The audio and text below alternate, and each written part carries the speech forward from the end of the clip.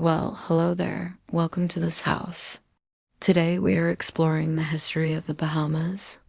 Make sure to hit that subscribe button so you never miss an exciting episode. Alright, let's get into it. Long before cruise ships and beach resorts, the Bahamas were home to the Lucayans, a branch of the Taino people. They arrived around 600 AD traveling by canoe from Hispaniola and Cuba. The Lucayan people were known for their deep connection to the rhythms of the islands. Their lives revolved around the ocean's tides and the moon cycles. Living simply in small villages scattered across the major islands, they built their houses using wood and thatch, keeping them low to the ground and in harmony with the flat landscape.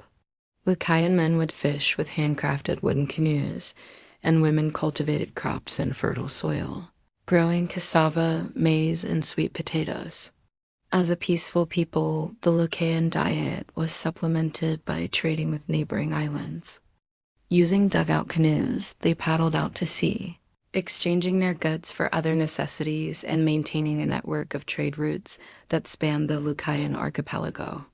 They kept their society egalitarian without chiefs or kings. Instead, they turned to a council of elders for guidance, valuing wisdom and experience in matters big and small. The Lucayan people deeply respected the spirits of nature, believing that every tree, plant, and animal had a soul. They conducted rituals and ceremonies to honor these spirits, living in balance with the natural world. They recognized the power of the ocean, the healing properties of plants, and the wisdom of the stars, incorporating these elements into their daily lives. However, all this was about to change dramatically.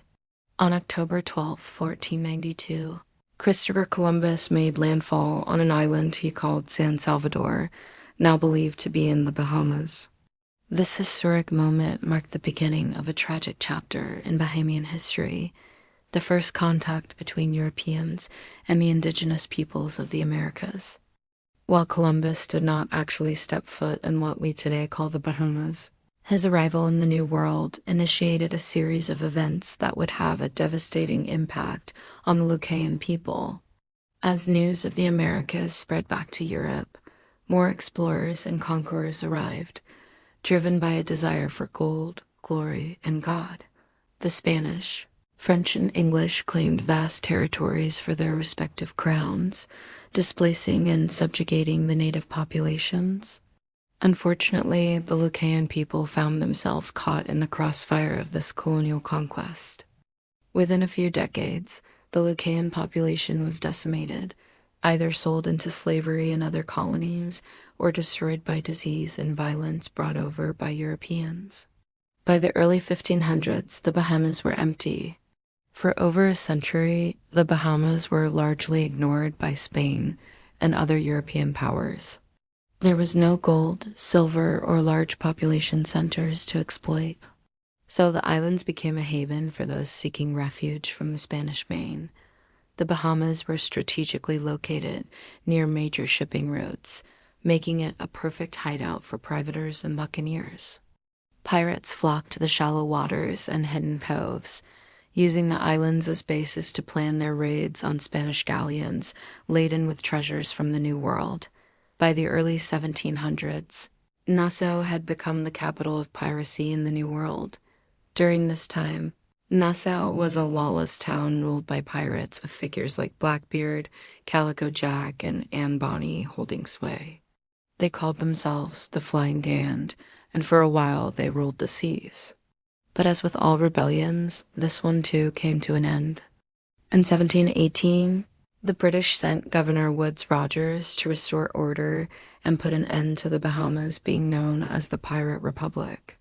Rogers captured several pirate ships and executed some of the pirates. However, he also offered pirates noble titles and noble rewards if they surrendered, granting them noble titles and granting them noble rewards. By 1720, piracy was effectively ended in the Bahamas. However, piracy did not disappear completely until the early 1800s. In the late 1700s, after the American Revolutionary War, the Bahamas experienced another significant influx of settlers. These were the British Loyalists, who were people who remained loyal to the British Crown during the American Revolution. These Loyalists fled to the Bahamas to escape the turmoil and seek refuge in the Crown Colony. Along with them, they brought enslaved Africans whom they forced to work on plantations producing crops such as cotton, tobacco, and sugar. This period marked the beginning of slavery in the Bahamas.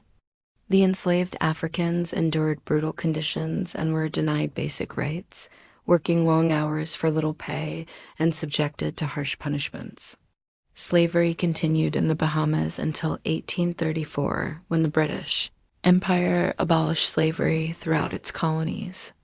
After slavery was abolished, many former slaves remained in the Bahamas and played a vital role in shaping the island's history.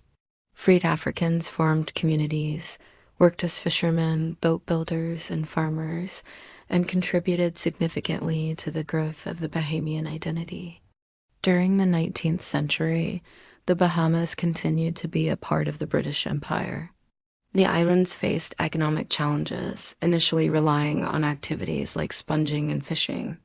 In the late 19th century, attempts were made to develop industries such as salt production and sisal, but these endeavors did not yield significant success.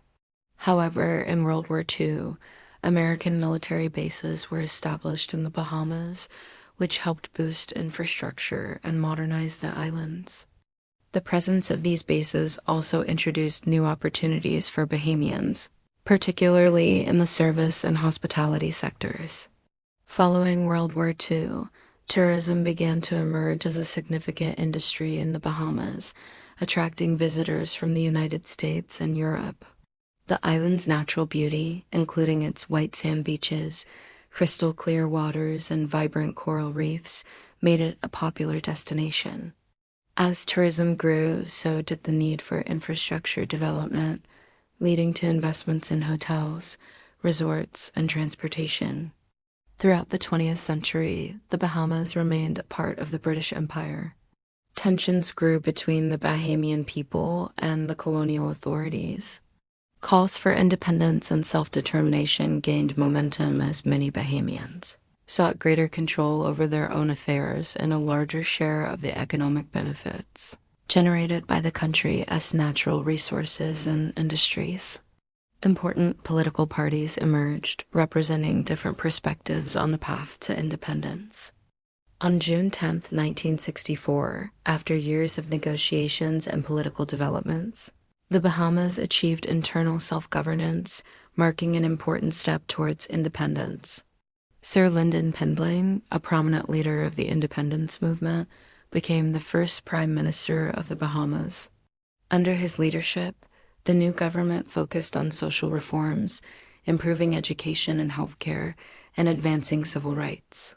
Finally, on July 10, 1973, the Bahamas officially became an independent nation within the Commonwealth of Nations. The new constitution was adopted, establishing a constitutional monarchy with Queen Elizabeth II as the head of state. The Bahamas maintained close ties to Britain while also forging relationships with other countries around the world. Today, the Bahamas is one of the most visited island nations in the world.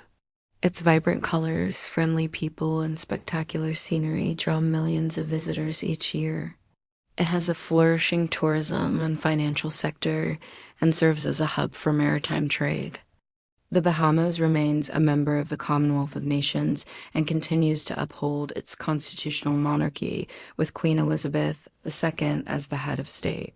Sir Arthur Dine Fawkes serves as the current Governor General representing the monarch. The Bahamas has successfully carved out its place on the world stage. It actively participates in international organizations promoting cooperation, peace, and sustainable development. From environmental conservation efforts to initiatives aimed at empowering youth, the Bahamas is engaged in addressing global challenges. So, what are your thoughts on the history of the Bahamas? Would you ever visit the Bahamas? Let me know your thoughts down below in the comments section. Also, make sure to hit that subscribe button so you never miss an exciting episode. Until then, I'll see you next time.